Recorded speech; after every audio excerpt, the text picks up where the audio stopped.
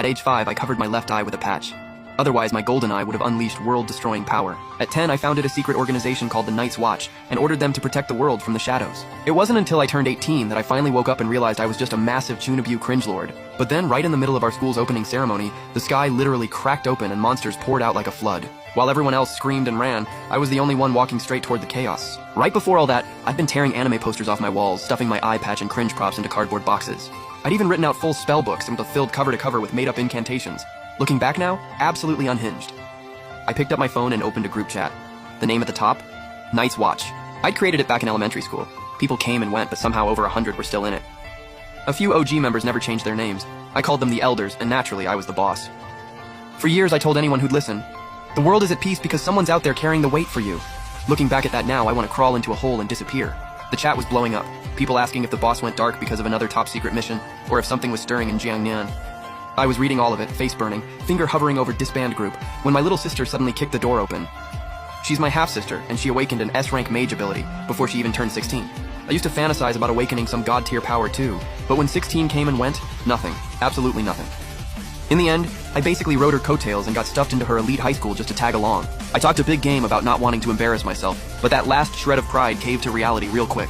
After dinner, I retreated to my room, stared out at the dark, and slipped right back into the same tired daydreams. Like some beautiful girl kicking my window open and telling me, hey, it's time, go save the world. I used to think embracing being ordinary was the biggest cope ever. I wanted to either be the chosen one or go out in a blaze of glory. But now, I've let it go. Even if I gave it everything, I'd never be the main character. Meanwhile, inside a 5-star hotel somewhere in Jiangnan, a mysterious figure was on the phone giving a mission status update. She confirmed that Night's Watch operative Lone Fledgling had arrived in Jiangnan and asked if she could finally meet the captain once the mission was done.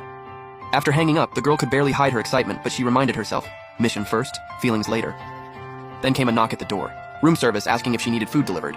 She deadpanned that she needed to refuel before the fight, or she wouldn't have enough power to perform at full capacity. She also rushed them along, warning that without food, the sealed entity inside her wouldn't stay contained much longer. The poor staff member panicked and promised to hurry. The second the door closed, the girl slowly peeled herself off the floor. She let out a long sigh, muttering about how Night's Watch members carry the entire world on their backs, and she had no idea how the captain survived it. Back to me. I was standing in the middle of the schoolyard at an opening ceremony that somehow got pushed back a full week. Staring off into the distance, my cringe-addled brain just couldn't help itself and started fantasizing again. I literally pictured myself walking calmly against the fleeing crowd, dropping a "leave this to me" line, and even I cringed at myself for it. Then the very next second, something in the sky actually started spreading open. Almost immediately, screams erupted everywhere, students got launched into the air, and the whole yard turned to chaos as monsters rained down from the rift. They scattered across campus and started attacking students indiscriminately. I just stood there completely frozen. This was actually happening, but hero mode was not activating. My legs wouldn't even move.